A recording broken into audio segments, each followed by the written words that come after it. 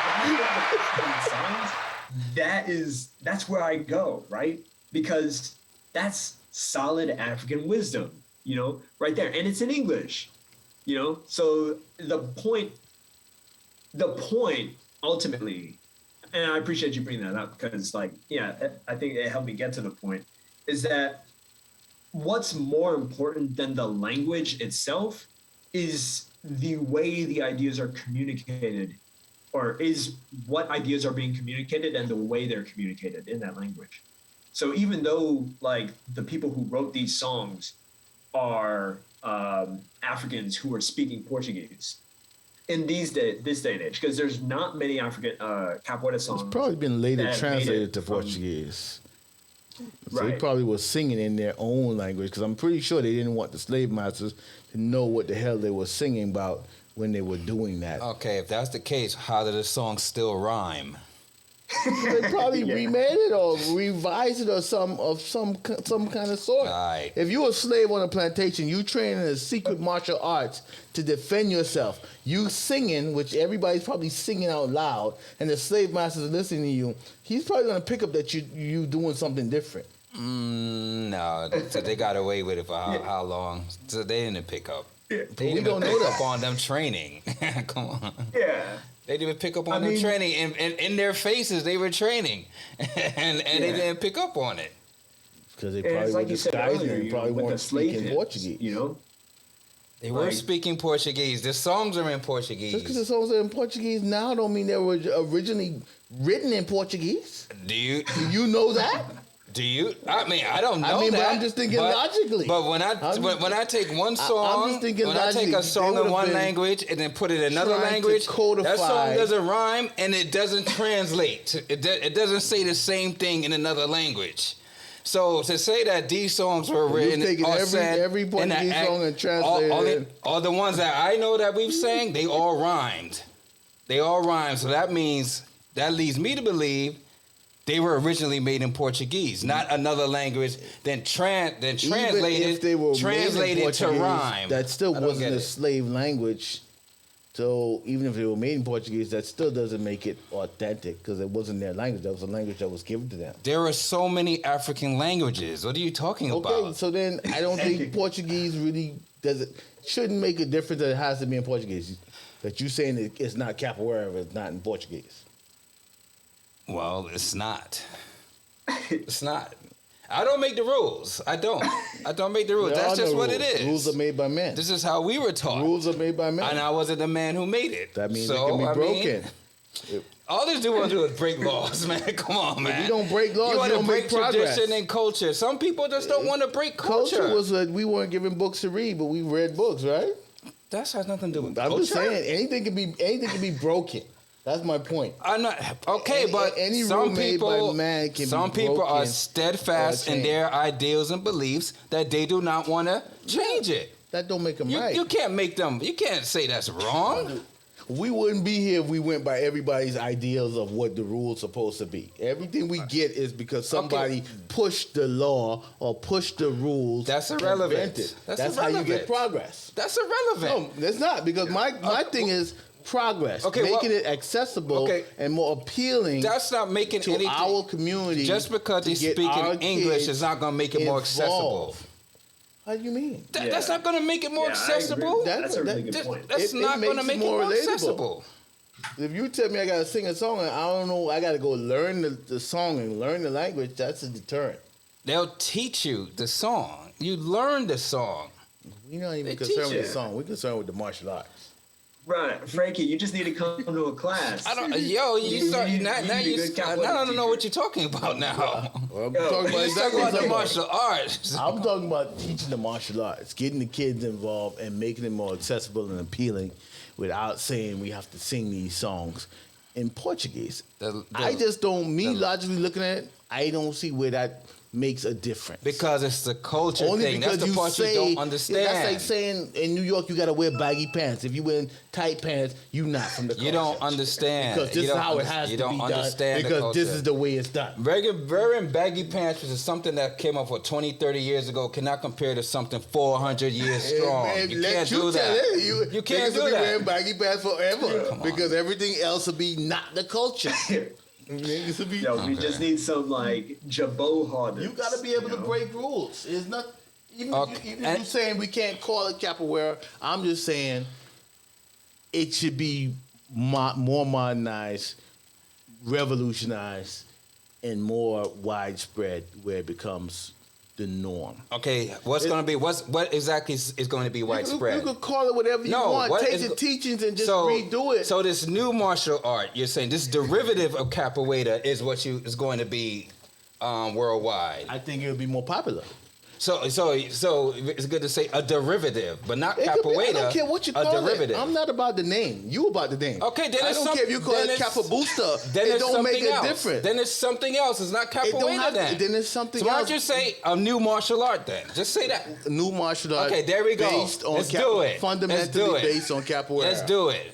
That's fine. Let's do it. Let's start a new martial art. Let's do it. Something wrong with that? Like I have no problem as long as not capoeira. Then it's something else. Of course, I'm pretty sure they told Bruce Lee you can't call this taekwondo. You keep bringing up Bruce Lee. Bruce Lee did his own thing. Because the point is that you can do your own thing. Okay, but he can't call whatever he did what he was training before. You can't call it that. I'm not arguing about what you're calling it. Okay. My point is about making it more accessible and making it more hours. How do you make it more accessible? Make it more hours. What you saying is something right now translate as a Brazilian martial art. Afro-Brazilian. I never say Brazilian. But it's in Portuguese.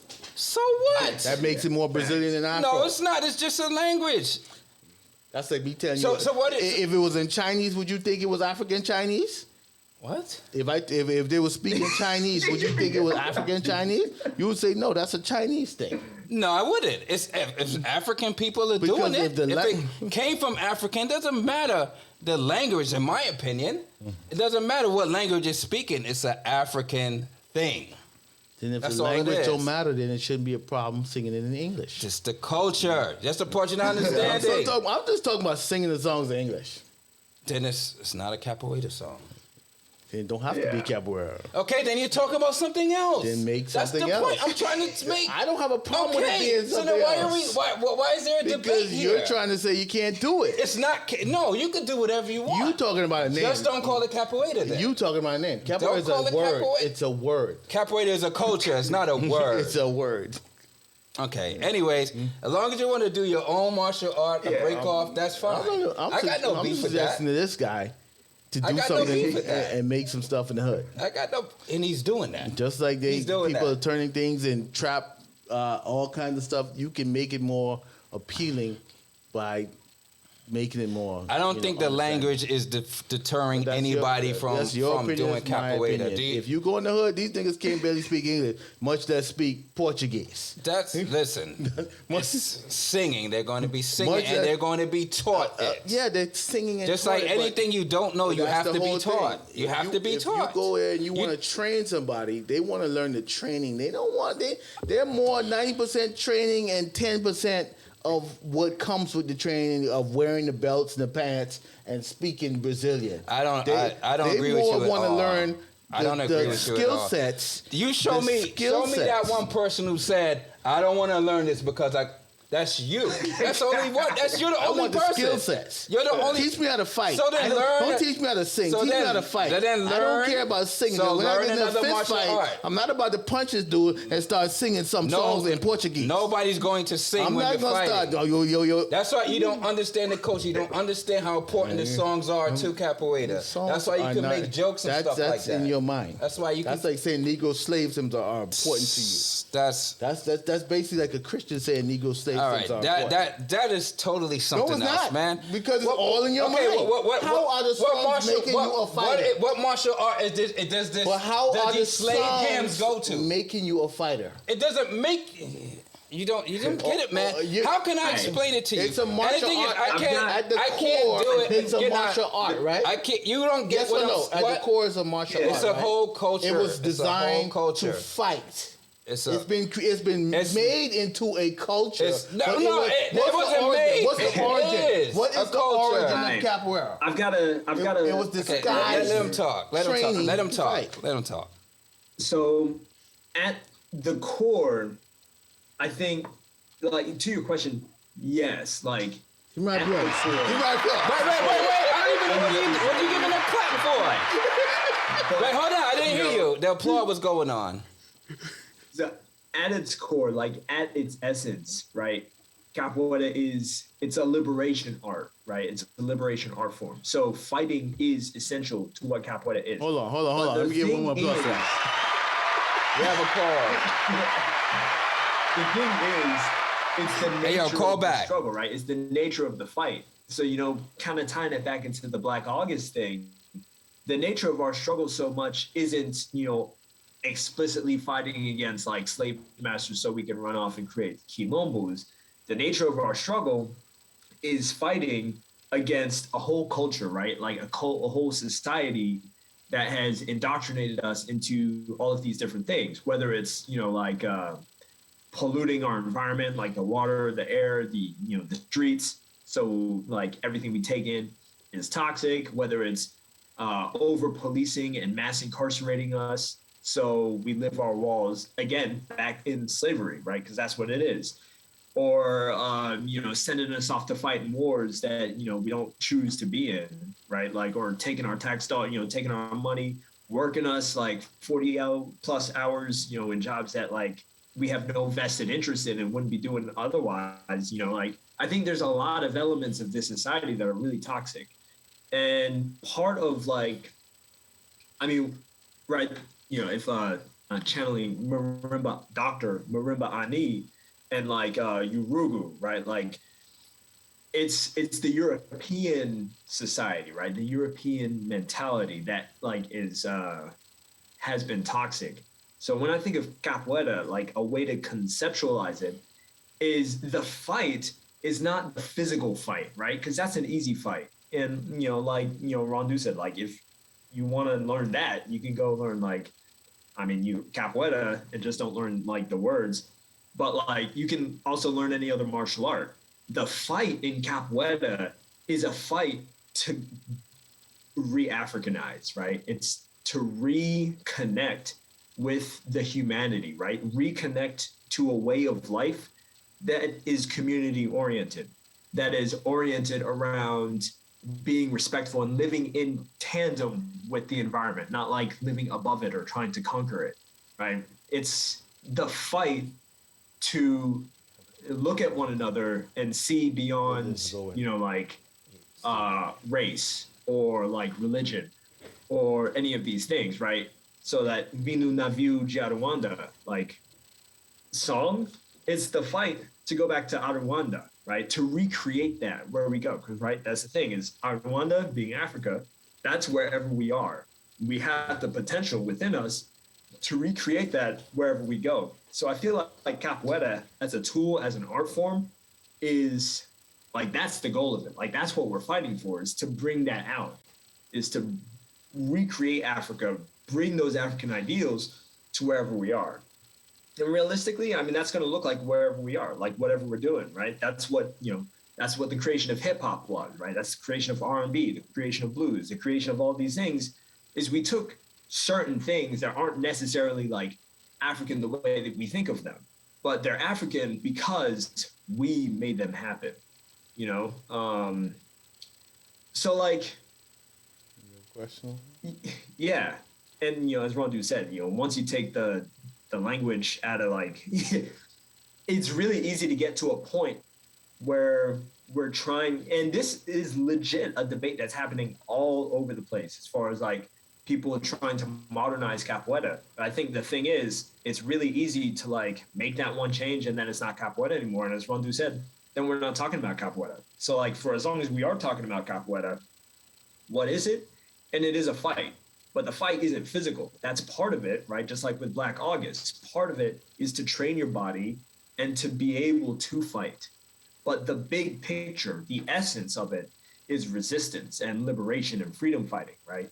And as far as Black August is concerned, in order to manifest the freedom fight, you have to fast, you have to study, you have to train, you have to fight. In Capoeira, the essence of it is liberation.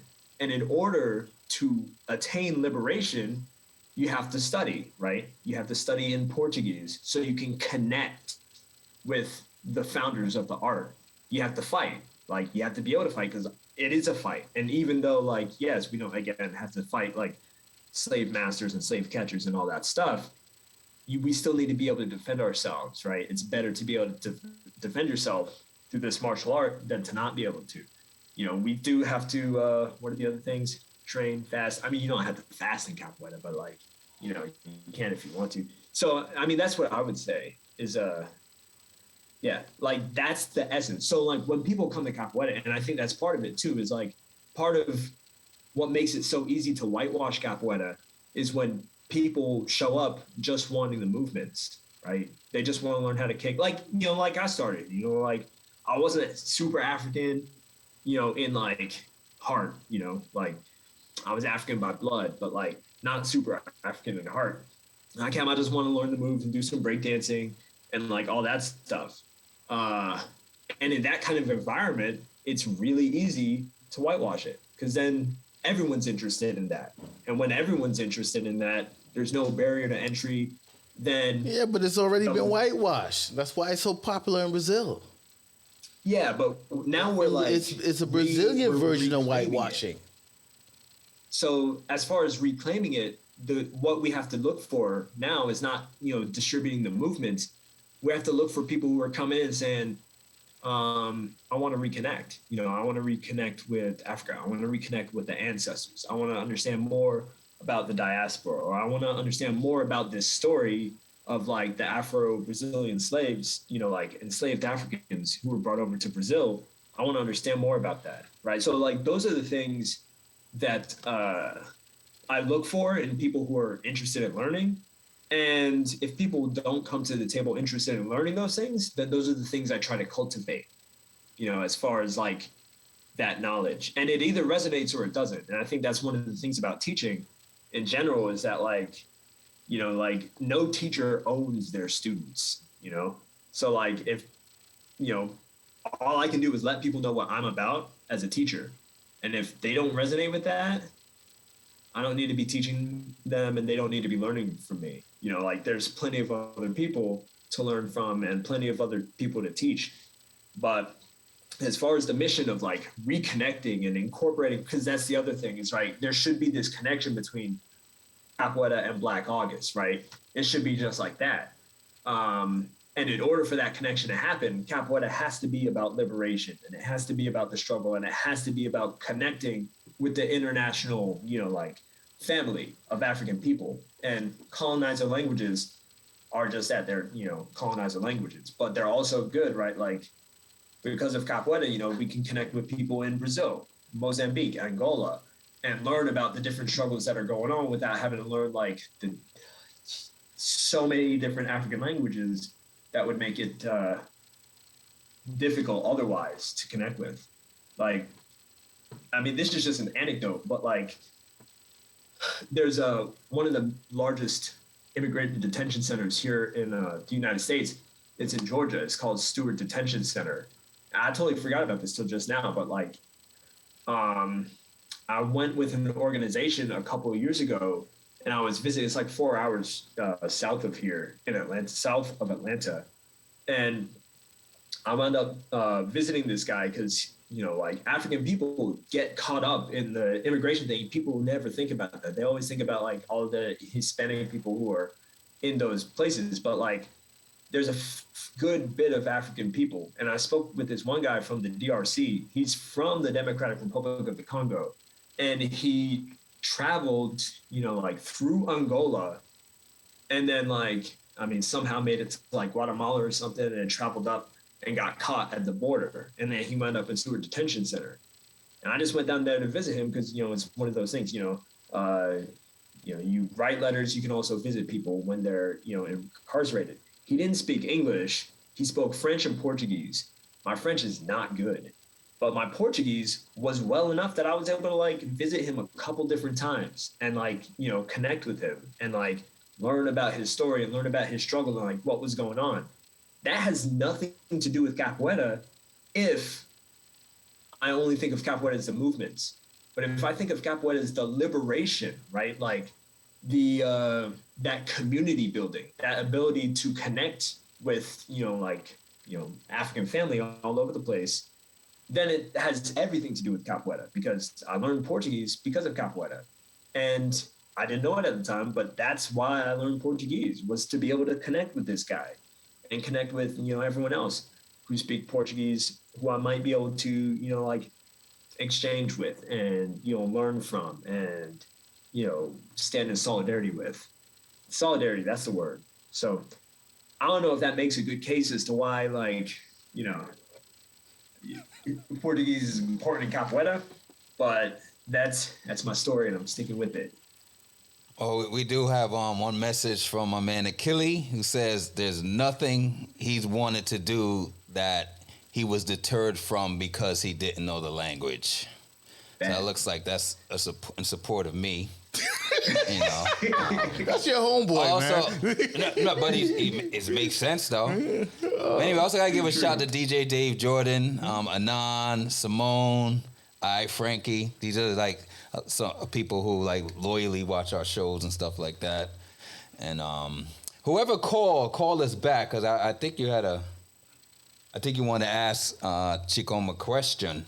So whoever called, please call back. Call back. What's up, Achilles? I see you trying to side with your boy. It's all good. He ain't trying to side. He's just calling it what it is. But he's one off. I'm talking the hood and more people. Why, us talking knowledgeable people that have some kind of knowledgeable backgrounds is different. We have a different perspective. But for the Irish person that you want to reach out there, I think you have to make it more appealing. And I think whether it's in Portuguese or African or any language, you can get the message across what they need. Even if you tell them, hey, you need to go study this language here, but we still can teach you this in this other language. You know what I mean? Sure. So I don't think we should put bars on ourselves and say we can't do certain things. You know what I'm saying? That's like saying if it ain't from New York, it ain't hip-hop. I'm not saying because somebody in Memphis has a different accent and they grew up and they have a different perspective and this is how they rhyme, but you say, oh, that ain't hip hop. No. And see, that's how you think. We're not saying you can't. It's just that they won't. But that's just how you think. That's just like you have a Jewish person saying, all right, now, you know what? Let's make this religion more accessible to everybody. Let's start eating pork now. Are you still Jew then? No, you're not. That's something else. So you can't do that. You can't do that. I'm not saying it can't be done, but they just won't do it. I'm pretty sure there's some Jews out there slipping some pork. Of course there are. But breaking Jewish laws. Okay, then you're missing the point then. You're missing the point. You're purposely missing the point. And they still calling themselves Jews. You're purposely missing the point because you're trying. No, I'm not. You're trying to be funny. I'm just not trying to be funny. You can't. The Jews are not going to say everybody let's eat pork Jews, so we can get more people. They have a written or whatever you call it. Discipline that but they go by. But you know what I'm saying. Stop acting like you don't know what I'm saying, man. Is there a written thing for capoeira that says you have to speak Portuguese? It doesn't. No, there isn't anything that says that. But some things don't have to be in writing. It don't have to be in writing to understand. And then it'll be something else as we agree. No, because if a Jew turns around and eats pork, he still believes he's a Jew. He's a Jew. You're not. Whether the rabbi tells him he's not a Jew no more. What are you purposely trying to miss? What am I purposely missing? Jews cannot say everybody. First of all, why are you screaming? Okay, because I'm excited and passionate. That's why you know that. This is nothing new. This is nothing new. If I'm a Jew, this is nothing new. And I go out and I grab me a piece of pork. We're not talking personally. And I still decide I got this little pork, but I'm gonna put my what they call it, yarmulke? Not black. Now you're doing what you normally do. I'm saying Jews want everybody to be Jew, right? We're going to go all eat bacon now. so that we can attract more people because there are more But people in the hold world. on. Because there are First of more all, people in the world who Jews eat don't bacon. want to attract more people to be Jews. Listen. It's an That example. can't work. That can't work. That can't It's work. an example. They're not trying to reach a broader It's an example. They're not trying to reach a broader Let's coalition. Let's do Muslims. They're then. not trying to reach a broader What are you talking coalition. about? Muslims are always trying to recruit. No, What you only to talking be about? Muslim. That's okay. Let's say it's do Muslims. Oh, we want to get the Christians and we want to get the Jews. Let's all start eating pork now. Then they won't be Muslim. Thank you. Muslim Thank you. Muslim have it written where you're not supposed to eat pork. Where's it written in Capoeira that you have to speak Portuguese? There are things that everything does not have to be written. But you're not making no sense because I already explained that original Capoeiras probably did not speak Portuguese. What does this? What are you talking about? So what you got with Capoeira is already washed down because it was made popular in Brazil by the Brazilians. No, it was not made popular by Brazilians. Why is it popular now? You think it got to this level because slaves got it to this level? Okay, it got to this level because everybody else accepted it. You're drifting away from what the point is. It's just like Christianity. The point is you can't go and change There's nothing written that says. So what? It's not written. It's an unspoken there's no so what. thing. There's It's no unspoken. By whom? By the community. By who? By the culture, the community. Show me where it's written. By the culture, you the will community. see where it's written says we're not supposed to eat unclean, this and that. Islam has where they have their laws where it says you're not supposed to eat certain things. Every religion has that. It's not an unspoken rule in Islam. It's not an unspoken rule in Judaism. Let's talk about That's something. Two things you can't compare. Okay, let's talk about something. You're talking about dance moves in Portuguese let's talk language. about unspoken then. Do you eat people? Why don't you eat human beings? Because I'm not There's trained. nowhere in the Bible, Guess Quran, what? other Torah that says you can't eat people. Because I don't have to eat people. Okay, all right then. You're not making All no right sense. then. If you get stranded somewhere, you're going to eat people. That's what people do. No, when that airplane crashes. What you're saying is that first of all, just because it's not written, no sense. you can't do it. That's not what logical. You're saying. That's not logical. Just like you, we're both being illogical right now. we're not both. One of us is real hype and in hysteria. One of us is very excited because he knows more about the culture than the other person. That's what you call hysteria. It's not hysteria. That's what you call hysteria? Like you're trying to come in. We have proof of where people in certain situations eat other people, even though it's not normal. I didn't say you can't do it. But is there a written law that says you're not Because we don't have to eat people. We have other things to eat.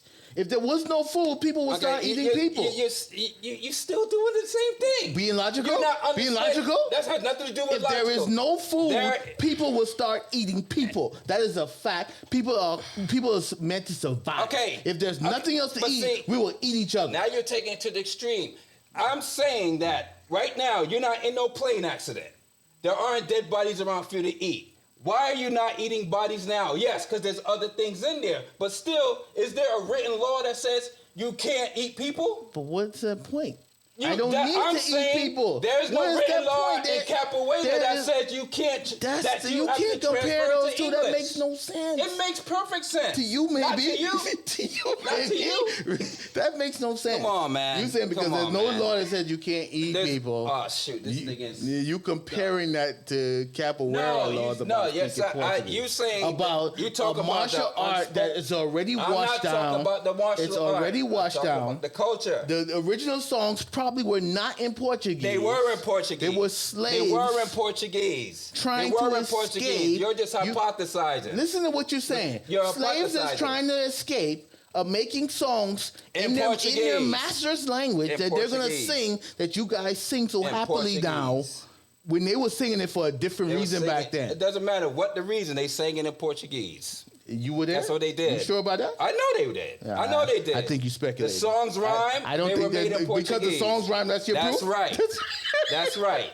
That's right. Because your songs rhyme. That's right. That's your proof. That's right. That's not proof. You go ahead and take a song and transfer it to another language and tell me it still rhymes. First of all, you're still yelling, and that's an opinion. Okay, relax. You cannot factually prove that. I don't have to factually prove it. I know it is. And that makes exactly. You get a song and transfer it to another language. You know everything. You get a song and transfer it to another language, and let me see it still rhyme and make complete 100% sense. That's like do that. Do that. You proving that? Do that. No, I want you to do that. I want you to do that. I don't have to. I'm just. I don't have to either. I'm telling you. But you're making no sense. I make pure sense to yourself. Do I make sense? No. Do I make sense? Yes, I make sense. There's no, just like with the Bible, when they translate the Bible, it doesn't make sense. It does not make sense at all from what it originally was. Because the song rhymes, you're gonna bet your life on that. Because the song I would rhymes. bet my life on it. I would. I bet my life on it. And that means you have to keep. I would bet my life on it. That means you have to keep it that way. I would bet my life on it. That means you have to keep it. If it's a tradition and a culture, yes, I'm gonna do it. If something's in my family's a culture like or tradition, you have to wear baggy I'm gonna pants to keep be in it. hip-hop. It's I'm gonna unspoken. keep it. Hip hop didn't start with baggy pants. So that's null and void. You don't know if that thing started in Portuguese. You weren't there. It started. You weren't on those slave plantations. You don't know what language they sang were the songs in speaking. Portuguese. They sang the song in Portuguese. You got the watered down songs, probably. They're not you watered got the down. that's after slavery. You don't really know anything about it. You talking about all this? I'm speculating just like you're speculating. I'm not speculating. I'm not claiming any Nobody proof. told me that these songs were originally in an African language and it was transferred. But you swearing they're not. Transfer. I didn't swear anything. You swearing they're not. I never swear anything. You just said you bet your life on it. I know these songs are made in Portuguese. But anyway, this is all irrelevant to what are we arguing for anyway? You're arguing. I'm not arguing. You're arguing with me.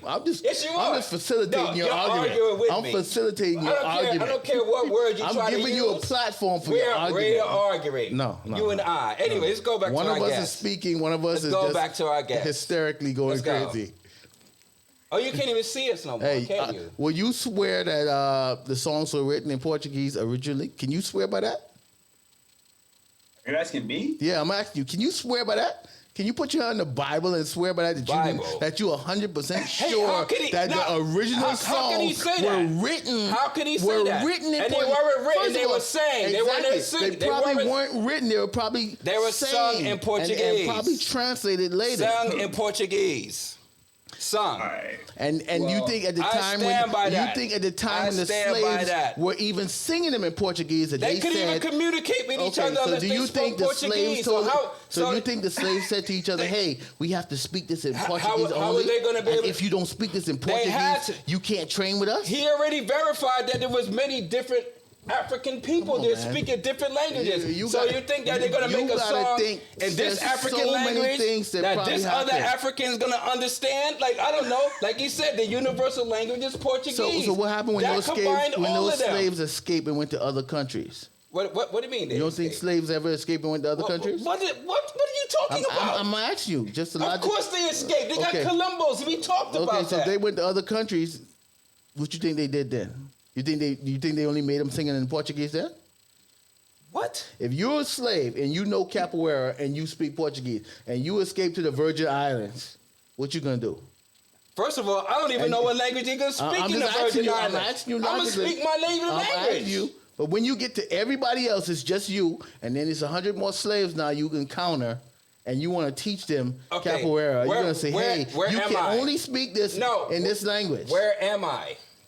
You in the Virgin Islands. Okay, they don't speak what language I speak. So but you got to communicate some kind of way. Okay, are you going to learn their language? What would make sense? Then I would either have to learn or they would have to learn mine. And you say, "Hey, I want to teach you this, but you can only learn this in Portuguese." No, it doesn't matter. No, that's not what you're saying. That's not what I'm saying. What you're saying. I did not say that at any point in this conversation that I say that you cannot learn this unless you learn Portuguese. You said if it's not in Portuguese, it's not capoeira. It's not capoeira. So when that slave escaped, he said, "I want to teach you this fighting style that we use to escape from Brazil, but if I don't teach you in Portuguese, that's not what I'm saying. That's basically what you're saying. That's not what I'm saying at all. You are mixing it up. I'm not mixing nothing up. And that's what you're arguing about. I'm not mixing. I did not say anything. Listen, you arguing for nothing. Only thing I'm saying. We are arguing together mutually. Because the only thing I said to the brother, I don't argue about myself. If you can teach this thing in other languages, that makes it more accessible. It doesn't make it more accessible. Makes it more appealing. Language does not make anything more accessible. That's your opinion. That's my opinion. You shouting over there. If you can make it more appealing, it's a reason why they changed the Bible and wrote it in different languages. They make it so the people can read it. So the native people can read it, or whatever you want to call it. If you come in, you want to teach something, you say, "Hey, I want these kids to learn this," but they don't understand this language. You got to speak their language. Oh, boy. You got to break it down for them in the elements that they can understand. You don't need to learn Portuguese to learn capoeira, No, but you if you want to be a part of capoeira, you need to. Nobody said need so then to. what are you saying? What I said is, if you want to make it more appealing, you can put that's it not going to make it more or less appealing. That's your opinion. How is it going to make it more or less appealing? Because you got to sing a song in Portuguese. First of all, it's my opinion versus your opinion. Okay, all right then. So let me have my opinion. There's no facts here. Let me have my opinion. If you make it more appealing, let me have my but opinion. You're screaming. And I you got your opinion, but you stop distracting by talking about us screaming. It's called passionate. It's called passion. No, that's the lie you want to tell yourself. It's called passion. It's passion. I'm very passionate about this. Screaming. Anything that I'm passionate about, I talk louder. Screaming. But anyway, it's not just about me. It's about the culture. That's all I'm saying. Whatever you want to call it. That's all I'm saying. Call it something different, bro. Call it Caporipo. I don't call it. That's what it is. I'm talking to the man. That's what it is. Call it something different and make it more accessible and make it more appealing. Accessible. Define accessible. Make it more How is concentrated. a language going to make something more accessible? Well, I don't know. How is songs going to make it? Who's upset? I'm defending something that I'm passionate about. You didn't make capoeira to be defending. I said I can defend whatever I want. You're defending your dumb logic. But so I'm what's not up? screaming. I don't, because you're not passionate about what you're talking about. No, because I'm not screaming. Because you don't know anything. Because I'm not screaming. You just think, doesn't matter what I'm passionate about. I'm not screaming. Yeah, I've seen you passionate. I've seen you yell. You're screaming. Now that's a problem when I do it. But it's all good. Because you're loud. So what? I'm loud. I don't care. I'm loud. I'm passionate. I love it. I love it. Call it what you want. I'm happy. There's I'm a lot happy of being passionate loud. fools out there. I'm very happy. I'm happy about capoeira. I love what it stands for, and I'm passionate about it. Good for you. Sorry. You can still change it and make it what you want. And it'll be something else. Call it what you want. Yeah. It'll still be capoeira. It's not going to be capoeira. It'll be capoeira. It's going to be martial arts with kicks and English. Capoeira Part 2. Call it capoeira Part 2. Yeah. Capoeira with kicks. Call it what you want. Just put it in the hood. Teach the kids some martial arts. Teach them some discipline. Teach them some training. That's what I want to see. I don't care what you want to do it for. They can learn karate. Teach them karate.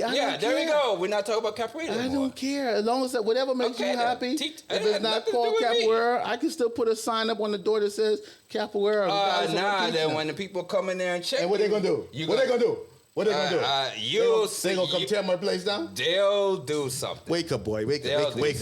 Come on, man.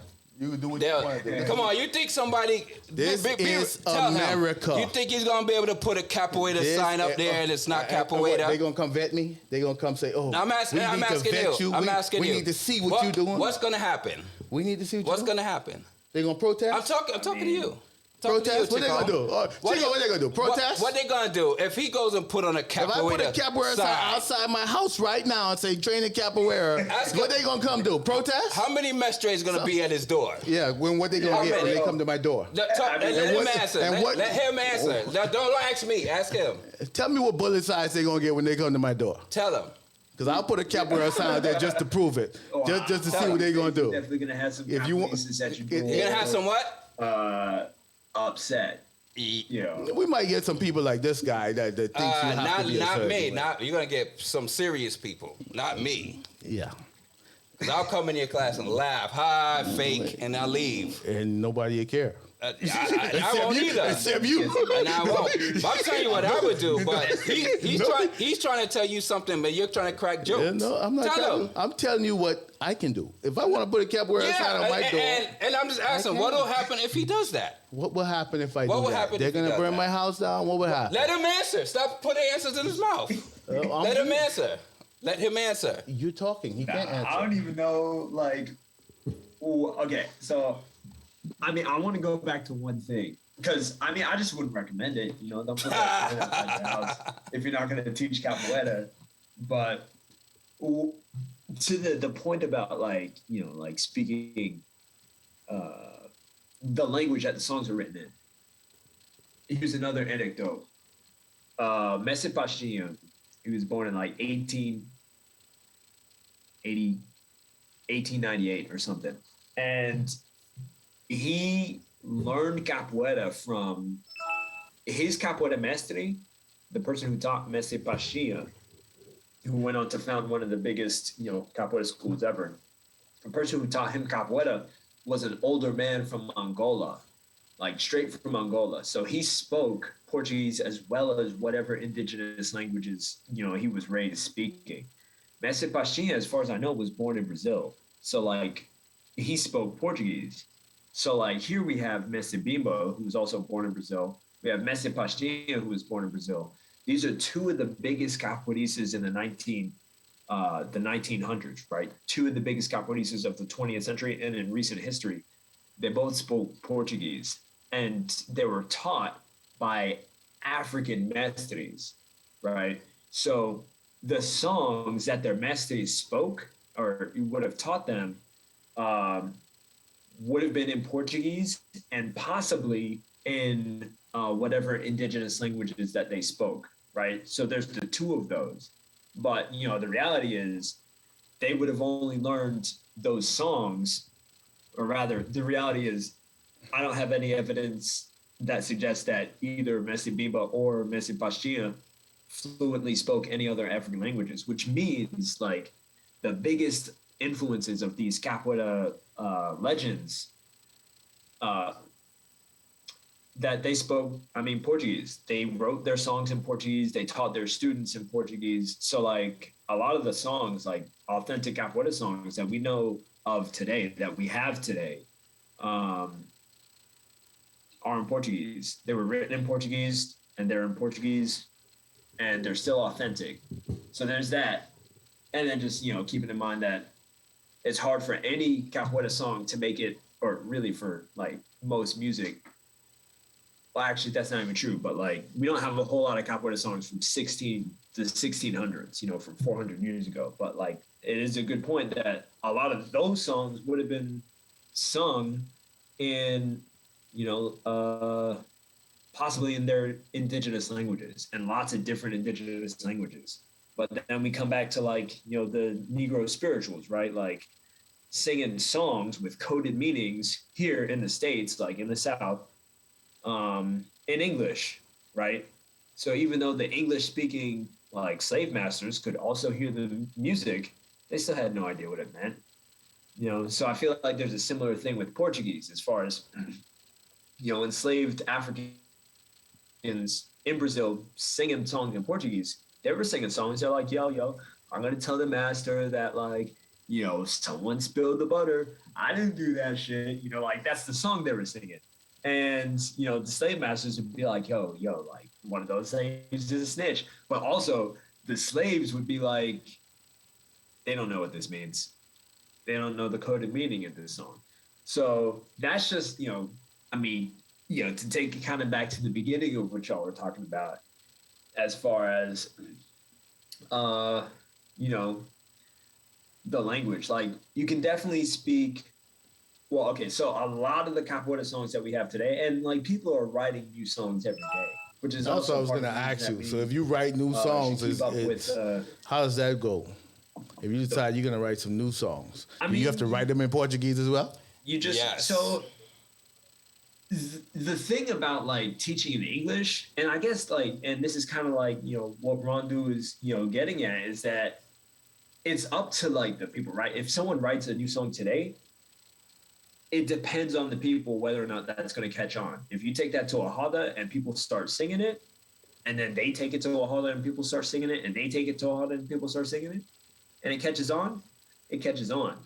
But like, if you take it to a roda and no one starts singing it, people can't even remember what it is, it's not going to catch on. I feel like that's a similar thing with English. If someone writes a capoeira, like anyone can write a capoeira song in English, that can happen. Like that's fine. But like, if the community doesn't accept it, then the song is no good, And the community at this point is much more likely to accept a good song written in Portuguese than like a fantastic song written in English, right? For all of the, the reasons that Rondu mentioned. So I think that kind of makes, right? And that's, I guess, the engine of change, right? Like either someone's going to come along and force everyone to sing a song in English, or people are just going to have to decide on their own that it's acceptable now for capoeira songs to be written in English. But those are really the only two options. And I think neither of them are likely at all because, it is tradition, and it's a tradition that everyone's pretty invested in maintaining for a number of reasons. So like, just keep in mind, listening to this argument, Rondu. Hey, let's be clear. It's not an argument. It's an argument. It takes one two. person shouting, one person giving rhetorical answers. You could argue at 0 decibels, and you could argue at 20 decibels. It doesn't matter. One person screaming over everybody's it's an argument. volume. We are arguing. We're having fun doing it. That's what it is. We not arguing. We're enjoying it. Yeah. But I mean, that's it. That's my 2 cents. Change is part of life, brother. Things change. 100 years from now, it may not be the same. It's no guarantee in nothing. People that hold on to stuff is hard to progress. You ain't gonna progress that way. Yeah, capoeira progress forever. It's already been whitewashed, so it's not. Who progress. cares? So you already said you don't care about it being watered down. The most effective way to read a language is to understand it. DJ Dave Jordan. Yes, 100% correct. I mean, that's what I feel. Teaching English, man. That's how I feel. Well, and that's the other thing is that we teach it in English, but like you have to ultimately come back to the Portuguese, I do all my classes for the most part in English. When we go over music, I go over what the lyrics mean, because like I know when I'm learning it, it's easier for me to understand what it means, and obviously I'm understanding it in English. But like when it comes time to sing it, Portuguese, and yeah, and I guess this is just like a side note for like anyone who's listening who might be deterred by the Portuguese piece, is that not all the songs are like novels. Like you actually don't even have to speak Portuguese in order to sing most of the songs, right? Because they're pretty like just the nature of them, right? And this might go back to like the beginnings of it, right? The fact that so many African people would have been singing these songs and not have actually been fluent in Portuguese, right? Like the structure of a lot of the songs is very simple. The words are very simple. And sometimes it's even just sounds, like hola, hola, quero ver, Yeah, but a lot of those people could have been singing and probably still had more relation to the song than people singing it now in modern times, because nobody's no slave no more. We singing songs. How connected are you to that song? We're not struggling. Well, it's yeah, still but we're for connecting fun. to the ancestors.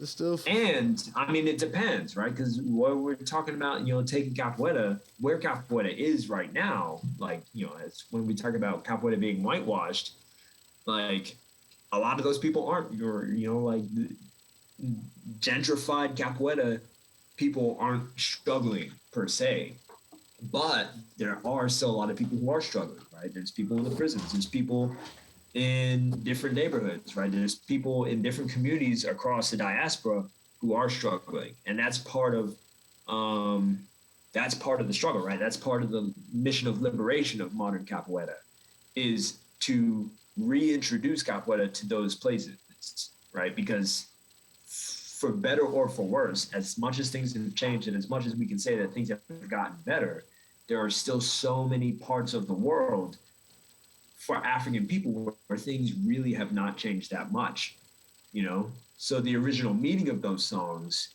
holds that much more value in those places, versus in like, whatever bougie yoga, coffee house. I don't know where people go, but yeah. There's a lot of places, so as far as reconnecting, there's definitely a lot of people who would understand. I can't think of any good songs. Like, Ron, dude, can you think of like capoeira songs that really hit as far as like, anyway, like the struggle. But yeah, that's neither here nor there. the songs. McDonald's versus McDowell's. This McDonald's. Yeah, that's what it would be. McDonald's versus McDowell's. Capoeira or something else. That's what it would be. Yeah. That's how you create things. Burger King, McDonald's, Wendy's. You create something different, put your own twist on it, and it can be just as effective. It may not be the same thing, but it'll be just as effective. Nobody's questioning the efficacy of this new martial art. It just won't be capoeira, that's all. That's fine. Okay, so we fine then. I've been fine. Yes. You're the one trying to prove a point. You're the one keep talking about the language thing. What we can't do and what we can't do. You keep bringing up the language thing. Because I said, change the language you do your thing, and it'll be different. And it's not capoeira. I already said I don't care what you call it. Okay, all right then. But you're the one arguing a point. I'm not arguing because you keep bringing up the language. I said it's fine. Take the language out. Then there would never be no argument. If you were fine, there wouldn't be an argument. Okay, then if it was fine with you, you wouldn't keep bringing up the language. I'm telling you what I want. Okay, and I'm telling you what's not going to happen. Something else. I'm telling you what's not going to happen. I don't care what you call it. Capoeira is a word. Okay, to me. So let's establish this fact. We take out the language, and we call it something else. Capoeira kickbox. We're good. We call it something else. It's good, right? I'm fine with that. Okay. It's done. I agree with you 100%. I agree with you. Don't agree because you arguing with me. I'm not arguing with you. I agree, and I told you from jump that I agreed with you. As long as you called it something else, I'm fine. Call it what you want. Now we leave it. We leave it at that. Now watch the language thing come up again. Change the language. Watch. See what I mean? Change the language. There we go. And then I gotta go and defend it. I gotta go and defend it. You go out there and put your cape on and see what that gets you. Go and defend it. Call it what you want. Like I said, you could be like Bruce Lee and start your own new thing. Yeah, and it won't be capoeira. It doesn't have to be. Nobody cares. Okay, but we're talking about capoeira. Only you care. You seen the headline on the thing? Says but capoeira I'm talking and about Black August. We're not talking about training some kids rip off of capoeira. We're not talking about that. Whatever you want to call it. Whatever you want to call it. Yeah, you keep screaming. Whatever you want to call it. Okay, I'm going to keep screaming. Just know that. You don't keep reminding me. I'm going to keep screaming. As long as your ears can remind me. You're all right. I'm going to keep screaming. Call it what you want, brother. Exactly. Get more kids don't call involved. it capoeira. Get more kids involved. Call it Rondu's version of capoeira. Nah, I would never put my name on that. Call it Rondu's version, whatever you want to call it. Yo, never. I would never disrespect capoeira like that. Whatever. Call it what you want. We had you on for a long time. My bad, man. It's almost like 1 o'clock. Yeah. So what are you teaching kids in the hood, bro? You have a class? You have that you're training kids?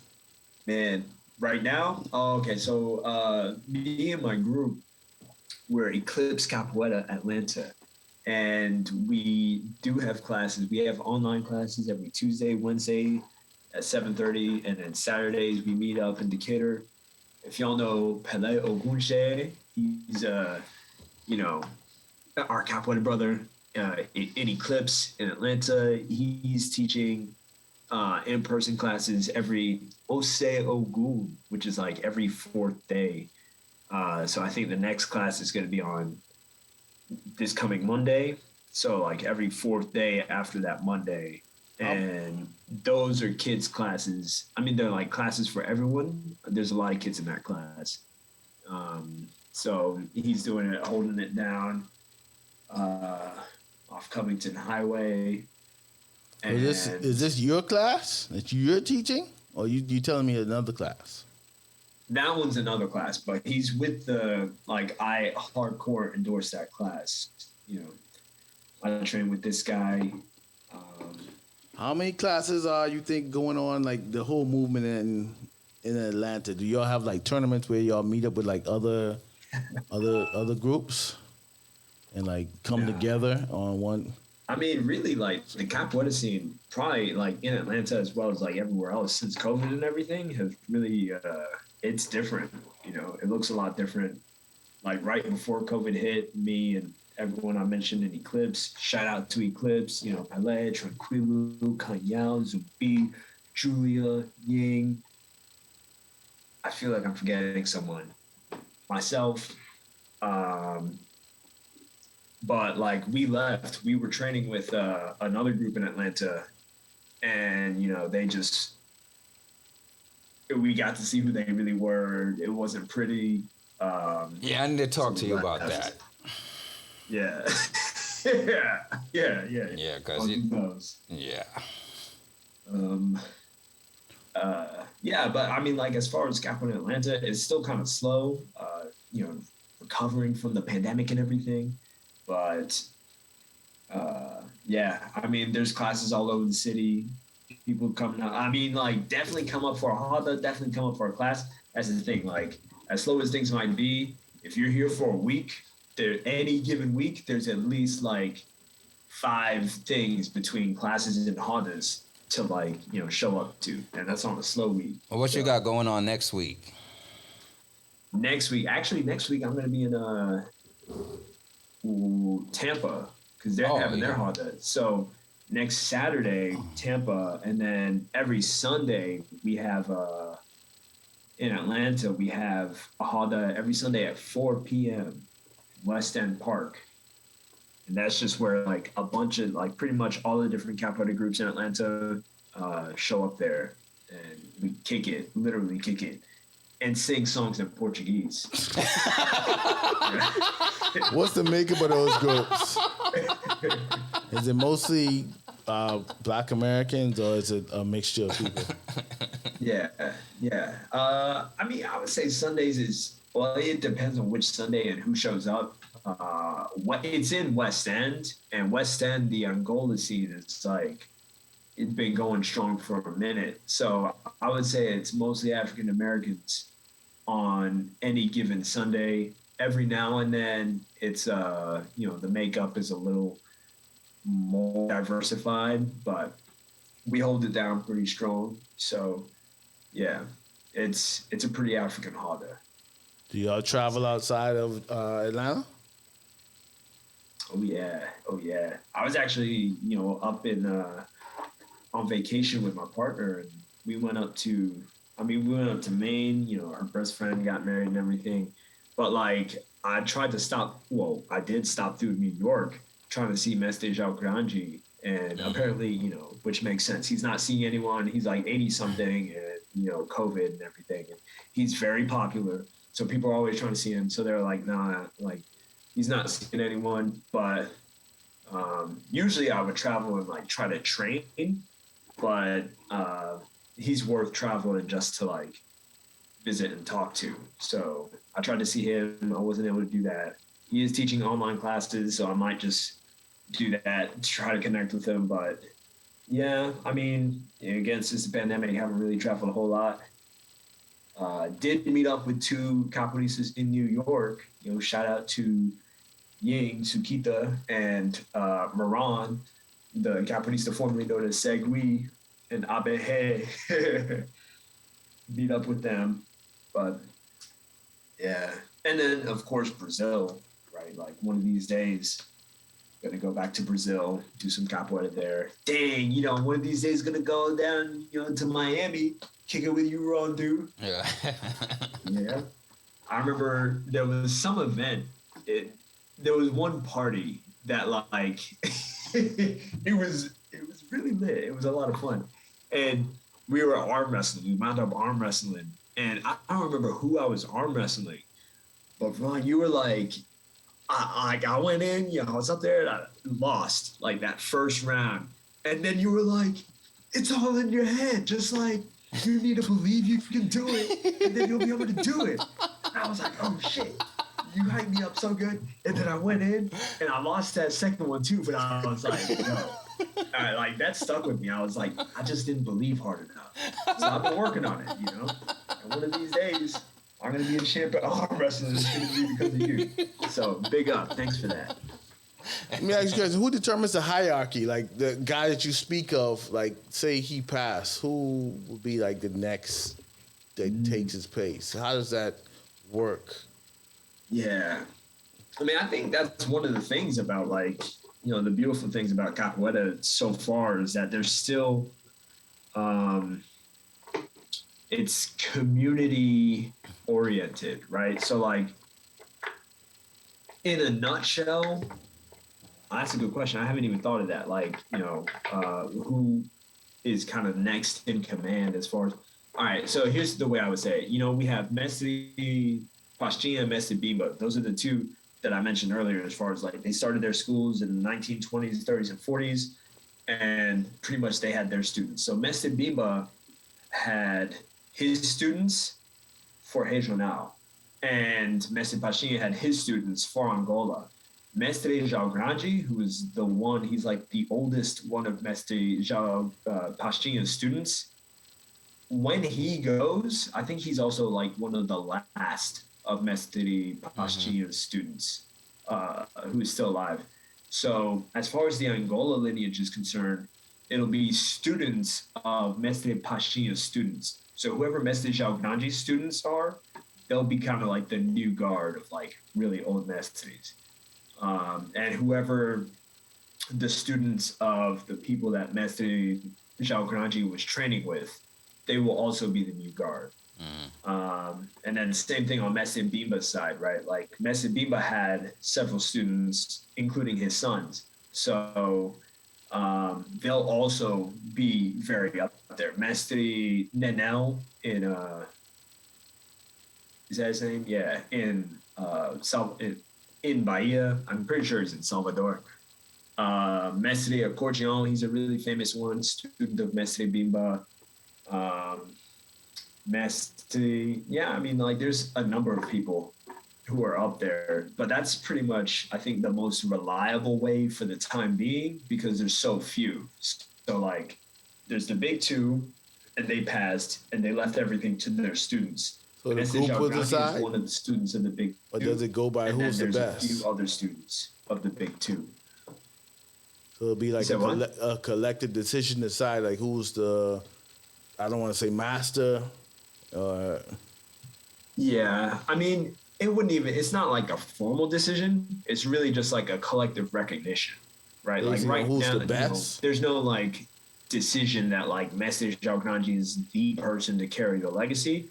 It's just a recognition that like, you know, he is carrying the legacy. So people look to him for guidance. Like they see that he's been doing it right for such a long time that like, you know, because like if he wasn't doing it right, there's plenty of old capoeira mestres, but they don't like.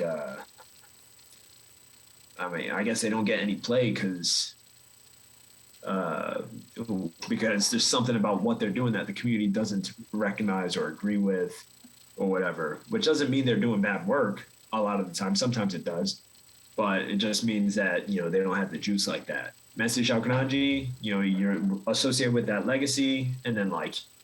You take it to heart and you run with it. Like his whole philosophy is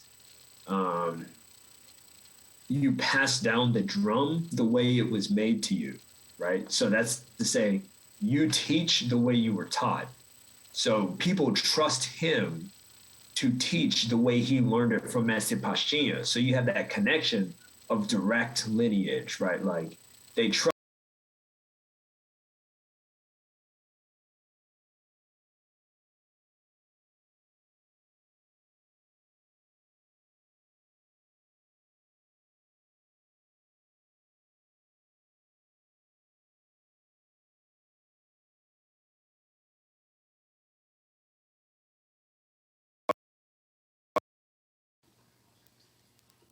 Hello?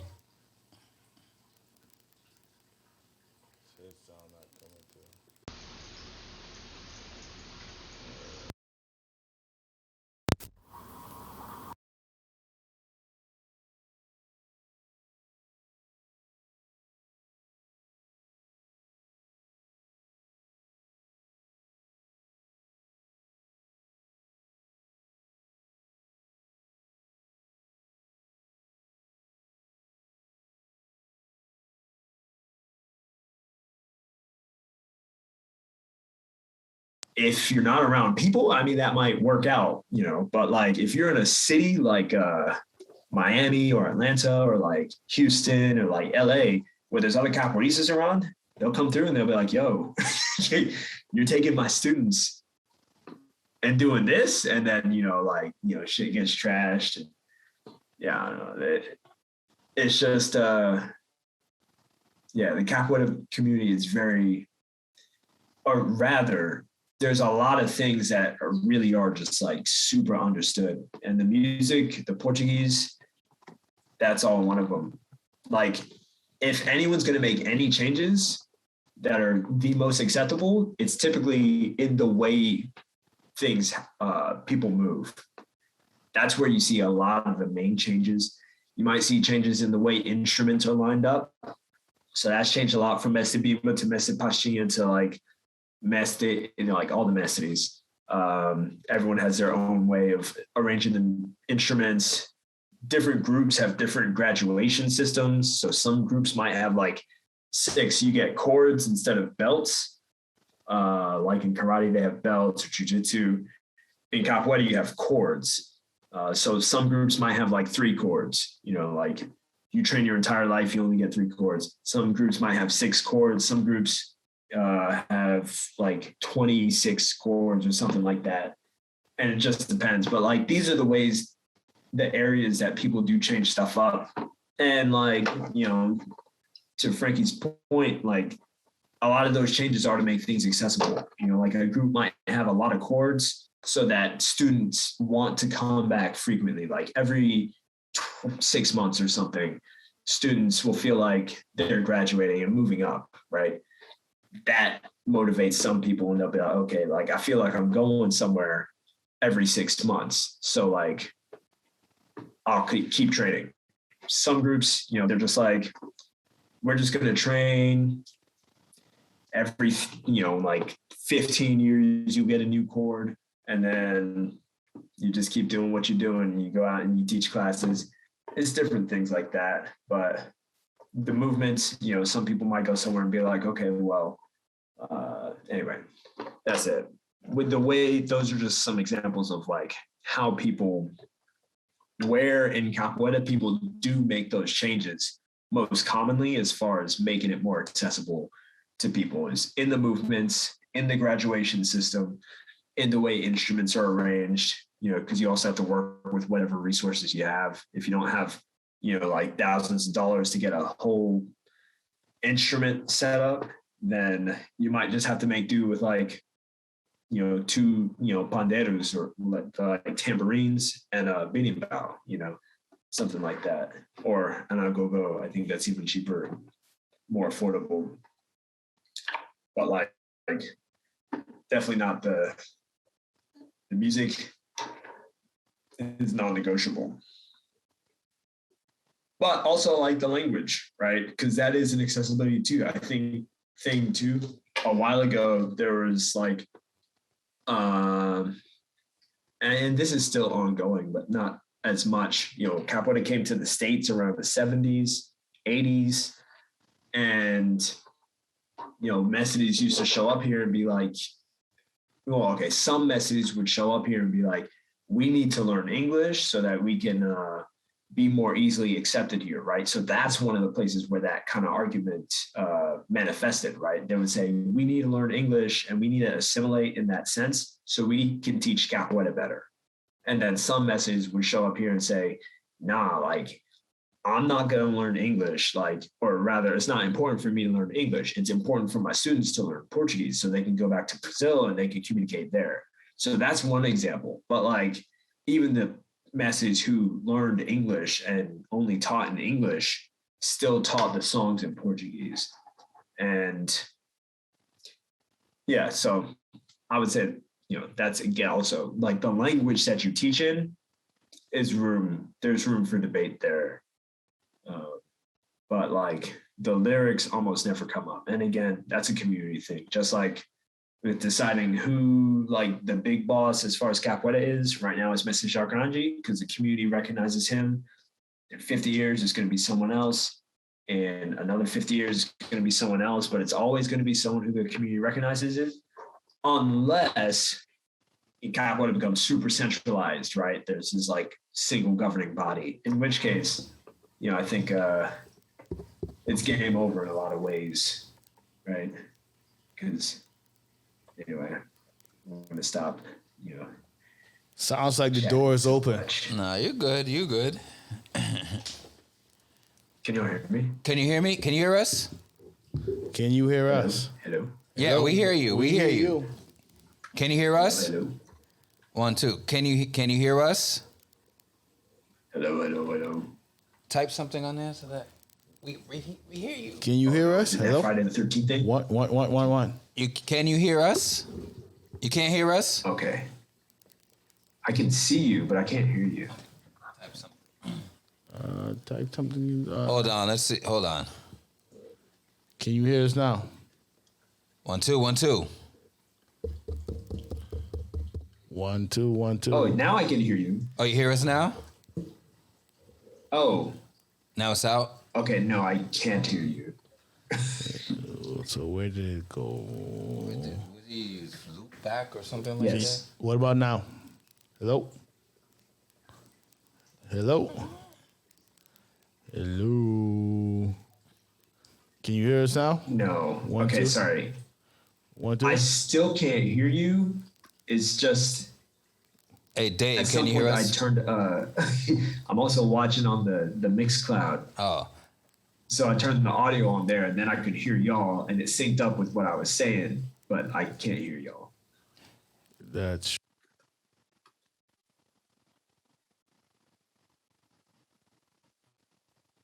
hold on. 1, 2. Can you hear us now? 1.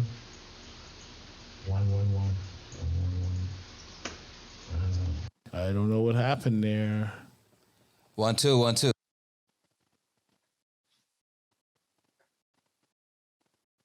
I mean, right now, the best suggestion I have is I'll turn on the audio on the Mixcloud recording so I can hear y'all, but with like a minute of lag. It'll be lag. It was fine, and then it just went out.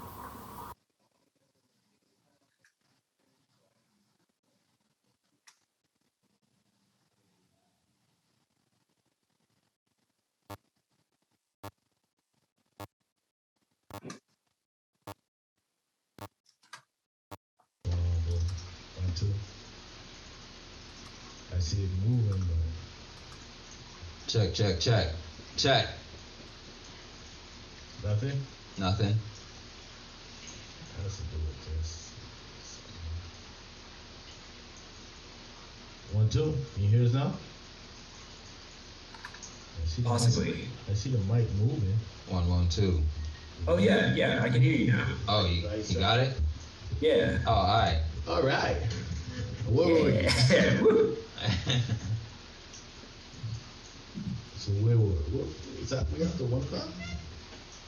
Yeah, it's almost 1. Yeah, Almost Yeah, maybe we 1:30. need to wrap this up. That- What else we got? You got any questions over there on Mixcloud? Nah. They're just saying, sign you up for classes and then take your new version and go into the hood with it. That's what I'm gonna do. Go in the hood. I'm make a whole lot of changes going on in that thing, man. Oh, and he says, don't edit the debate argument when you upload it. That's only that's Dave. That can only be Dave, man. that was one of the best parts of that. I was like, yeah, y'all going in. You know, like when my man get going, I can get him going, man. Now, see what I mean? See? I can get him going, Yeah, man. whatever. You know, I can pull them strings. Oh, we got a lot of people on Instagram. All right, so do you? Jesus. Shout out to everybody checking us out on Instagram Live. Yeah. Do remember, every Friday, www.mixcloud.com/live/players. What else we want to talk about? If y'all ain't tired, it's up to y'all, man. My adrenaline's running right now, man. So This guy even want to fight me now. I don't want to fight you. Better watch out. He knows got You weather. better get me before I can get to my stash. That's all. I'm gonna put him down like the old horse.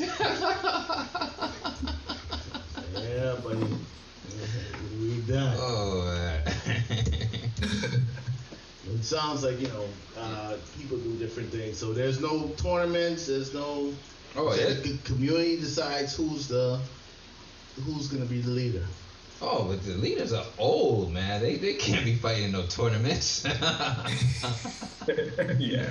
They're like masters, the equivalent of masters. So they're like old. Well, Like you said, 80-something years old. To separate the fiction from the fact. I mean, we watch Kung Fu. The old guys are the guys that be fighting the most. The masters, when they come to your school, the masters fight each other, right? So how does that work in capoeira? Nobody challenges nobody else. There's no disagreements between schools and teachings and, so forth. Everybody just gets along and we just do one thing. No. Okay, shed some light on that then. Shed some light on that. Give us something juicy then. I mean, Who got kicked in the mouth? What's up? well, there's a lot of those. Or y'all sworn to secrecy too? Is it a cult? Is it a cult version? Yes, if it's sworn to secrecy. Sworn to secrecy, there's a cult version going on here? Definitely not sworn. I mean, maybe I can't tell you, I mean, there's definitely disagreements, and there's lots of bad blood in capoeira spaces. I think, as far as decisions and the way things get, I mean, it really does come down to that community piece. A lot of the bad blood is people being like, that person thinks they're a capoeirista, they're not a capoeirista, but they're walking around like they're a capoeirista. One of the things is if that's the case, you test it out in the arena, right? You go to the Honda, and it's not necessarily a tournament, right? Because I mean that's kind of like the capoeira setup, is that it doesn't have to be a tournament. Is that you can just go to a Honda, and if you can hold your own, in a serious Honda, you're good. If you can't, you got some work to do. Are there rules to a Honda? Can you break that word down? Holda? Holda. Holda? Like hold 'em or hold? Is it H-O? It's R-O-D-A, but it's pronounced Holda. R-O-D-A. Right. R is pronounced ha in Portuguese. Okay, so when you have a Holda. Is it predetermined rules, like no kicking in this one? I mean, no actual contact. This one's gonna be more dancing, or we decide this one's gonna be more blows. Go for it. Yeah, I mean, depends.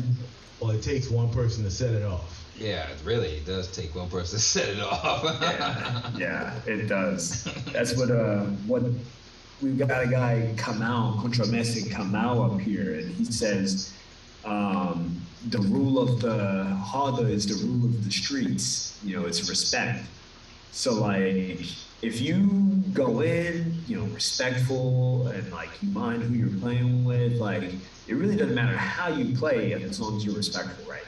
So if you play respectfully, you can play respectfully and make contact, kick someone respectfully, give someone a hostera. That's a sweeping foot movement. So you sweep their feet from under them and they hit the ground. You can do all that stuff respectfully. You can also do all that stuff very disrespectfully. So if you just walk into the Honda and you're don't disregard or whatever, no regard or whatever for whoever you're playing with, and you kick them hard in the face, that's technically not illegal, right? You can do that, but no one recommends doing that, because then you kind of open, right? Here's the thing, right? Either you did it to someone who can not defend against you, which makes you a bully, right? And that's looked down upon because then someone else is going to jump in the Honda and bully you back, right? Or you do it to someone who can kick your ass, in which case they probably didn't appreciate getting kicked in the face, right? So some ass is going to get kicked. But it's really, that's it. The rule is respect. You just have to, you dish out what you can afford to get back, right?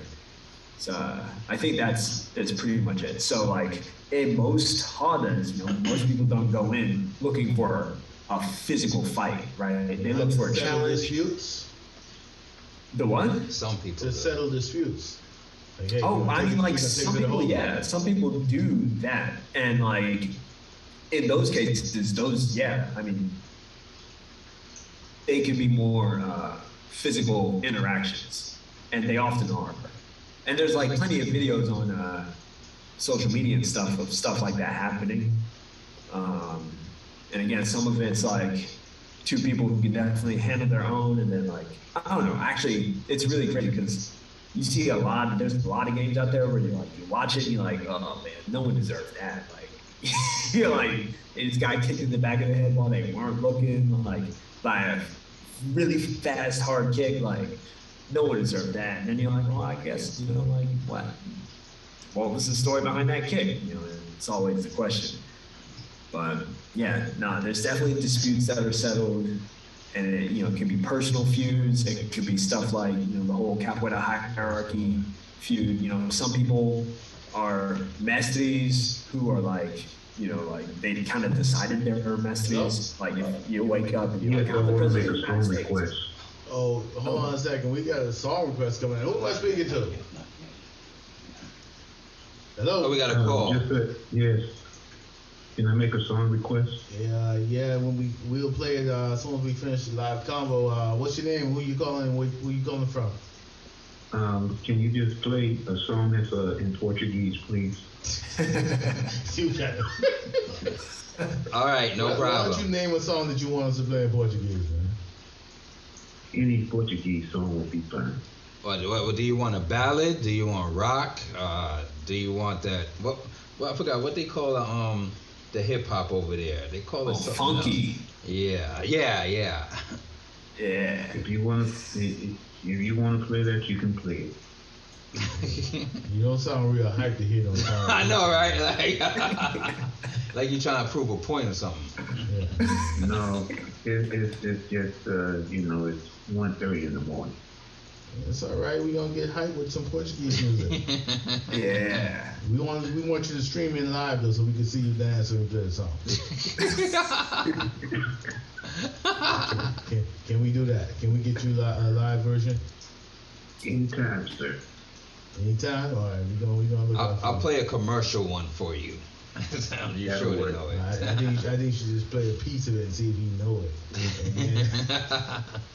We're gonna test your knowledge on the songs. We're gonna play that as soon as we wrap up. We're gonna close with your Portuguese song. Thank you. You wanted to reference fighting? No. I'm not a violent person. You wanted to reference Negro spirituals, something associated with capoeira? Or you just want to hear something in Portuguese? What's something in Portuguese, anything. Your choice. All right. Cool. Coming right up. Thank you. Any shout outs before you go? Yes. Shout out to the baddest DJ in Miami, DJ Dave Jordan. He is the best on Insanely Gifted Radio. What nights? Wednesdays? What is it? What is the programming? Every Wednesday. Every Wednesday. At 1 o'clock Eastern Time. 1 a.m. Eastern Time? 1 o'clock Eastern Time. 1 p.m. 1 p.m. 1,300 hours, soldier. Yes. All right. Insanely Gifted Radio, you guys got that. Look out for DJ Dave Jordan, the master blaster of the funk. He's number one DJ in Miami. I might even play Portuguese. There we go. All right, coming right up. Thank you. All right. Good night. Yeah, and back to the whole of things. I mean, I like you said earlier, when you see the holder, you see them, you're not seeing any contact and things like that. But I think the reason why they do that is they don't want to have people have a bad impression of that. Because there have been many times I've seen people get their nose broken, their ribs crushed, their heads busted, and everything in the holder. That's what everything. That's not UFC. Yeah, but that's not how you want to gain. That's not the type of attention you want. America, if you want for capoeira, that's not really what you want to do. If you want people to gravitate towards it, they don't want to be like discussing. Oh, did you see what they did out there? They're so violent and stuff like that. Yeah. So they try to keep it clean. But if you go to like a real, if you go to a real street holder, then it's a different story. It's crazy. People get hurt. We like sports with contact and violent hits and knockouts, and there's a market for it, for everything. So it just depends on what you want to appeal to. Because there's definitely a market for it. I definitely enjoy seeing somebody getting their head kicked off. I mean, but then you also got to keep in mind, right? In the land of the free, people free to file lawsuits. Yeah. You know what I'm saying? Like, you know, It's like you not trying to gotta deal with sign all that that. disclaimer. You know, you go to fight, sign this waiver. We're not responsible. You know, you get your teeth or whatever knocked out. You're not responsible. You know, people still gonna sign up to fight. Just like any other sport, they still sign up, knowing the trauma and the damage that it's gonna cause. They still sign up and gladly do it. It's we love warriors and gladiators. So, people. Oh, Frankie, do you know any martial arts? I mean, you sound like a martial artist. Who's Frankie? Well, it's you because it's on your. Oh, Well, you can call him Black. You call him Black. Frankie. Oh, okay. I'll be Frankie though. Sorry. Hey man. Yeah, I'm just- because your name is. Ah, let's I'm go just Black. an avid, martial arts. Grew up kung fu watching, UFC fighting. I like those things. I like the fighting sports. I like football. I like hits. I like contact. I like physical activity. I like that warrior stuff. Anything to do with that of that nature. So the dancing, no, I'm not a fan of that. It's cool, but I like to see the hits. I like to see people fight aggressively. That's just me. That's alpha nature. So what's that Russian martial art? McGraw or whatever it is. Maybe that's for Oh, you. Krav Maga. Yeah. I watch anything. UFC, It's like it's football, crazy. hit, violence. I might draw the line of eye gouging out and stuff like that, but this is sport, and that's what it is. That's what it is. You gotta. We'll be waiting for you in one of these harbors one of these days. You have To to Atlanta. but you got to realize that the TV mainstream still dominates what most people's view is going to be about martial arts. It's going to be what they see on TV, what they grew up with. You ain't grew up on Kung Fu Saturdays and, they just come here to fight. Two masters got to fight. The old dude with the silver hair, you think they can do that for real, probably. So, but that's my extent, man. I'm too old now. You got time now. I'm just sitting back and watching. Bones don't heal the same after you hit over before. Then the worst part is you gotta make that money when you're over 40. So when you're young, you can be beat up because you got less responsibilities, less kids. You can take that time to heal. But when you gotta go to work, if you gotta put that food on the table, you're gonna think twice before you get into any altercations. It's true. So you start doing firearms training. Yeah. Real Just American. can't bring it to the harder. Real American way. That's the real American sport. All right. That's all I got, man. No. I know it's getting late. I see that my Instagram live already shut down. There's a lot of people on there. So you have any closing remarks? Man, just, thank y'all for having me on here. This has been fun. I mean, these kind of engagements make me kind of nervous because I'm like, public speaking, but like, this really was nice, So public speaking, we're kicking it. Indeed, that's true. I mean, I really like how laid back, how casual this has been, and I again really appreciate y'all, bringing me on here, letting me, spit some knowledge. I like to say I try to drop knowledge like I drop food in the harbor. Okay, we got bars. Smack talking. We got I bars. actually Okay. but this has been nice. And just as far as Black August, I encourage people to do the Black August homework. I mean, not saying anyone has to fast or anything, but like definitely look up these political prisoners. There's a lot of movements, like very often around like the big, top 10 political prisoners in the African American community. People are always trying to get them out of prison, and it's important to follow their stories and see what's going on because it's always just like a really good further ongoing example of how Mumia Abu Jamal, for one of them, he's 80 something or was he 70 something years old, crazy number of different health conditions, like his health is deteriorating, and like the Philadelphia Police Union is like working constantly to like make sure he stays behind bars, and it's really tragic, because especially if you look at the circumstances of the story, it just things don't add up, and there's been so many like new evidences, witnesses coming out and being like, yo, this isn't how it went, like they told me to testify like this, and like that's not legal, and grand jury shit and all this stuff. And he's just one person, right? Like his case is one that I follow probably the most closely. So, just encouraging people to get involved in those. You can follow pages on Instagram. Most of them have websites as far as free. Whoever, you can just Google free, insert their name, and get involved with that. Send them letters, like there's political prisoner letter writing workshops and stuff, information online on how to do it, the addresses to send them. And then, just come do some capoeira there. Like wherever it is, wherever you are, there's definitely capoeira in your community. So look around, find the people, find the places that vibe with you, and just kind of connect. And just beyond that, I'll definitely be tuning in here, like on Friday nights, and like big bro Rondu, as far as bringing that boom bap every Monday. Definitely about that, boom bap. So much appreciated. Thank you. And Black, nice to meet you. Yeah. Definitely, bro. Appreciate you, man. Yeah. Thank you for spending your time, your Friday night. Applause. Yes, definitely.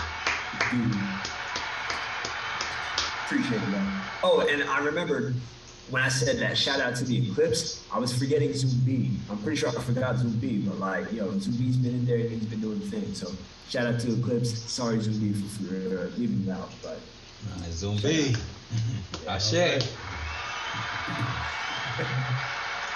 what it is, man. All right, brother. Until next time, hopefully you'll come back and we can do this again. We got some more inspiring debates and arguments, Yeah. about what is right and what is wrong, It's all good. So it's the Here Goes Nothing podcast Friday night live stream. And that was our man, Kwadjo. Ticum. Danso. Pleasure, brother. And what we doing? We shutting it down, or you playing? I'm gonna play this one song for. Are we gonna play something for the greatest DJ in Miami, South Miami, DJ Dave Jordan from the Golden Glades. Is it Golden Gates or Golden Glades? I thought he was down like Coral Gables or something. Oh, Homestead. Where are you from? He live right by Coconut Grove. He used to walk around by Dave's house. He's still home, right? Oh, word? All right. But that area is called, I think, Golden Gates. Called what? Golden Gates. All right, my brother. So we'll let DJ Ron take it over. And thank you very much again. We must do it again. All right. Practice up my moves. Practice. Yeah. Hey, if it don't involve this, I don't want to do it, man. I ain't doing it. All right, peoples, and it is the Here Goes Nothing podcast Friday night live stream. Shout out to everybody that was on Instagram Live. Once again, want to apologize for us getting on late with our technical difficulties. But as always, we try to come through for the people. And it was a very interesting show once we got started. And look, it's almost 2 o'clock and we still going. All right, my brother. Peace out till next time. I'm shutting this down. Peace.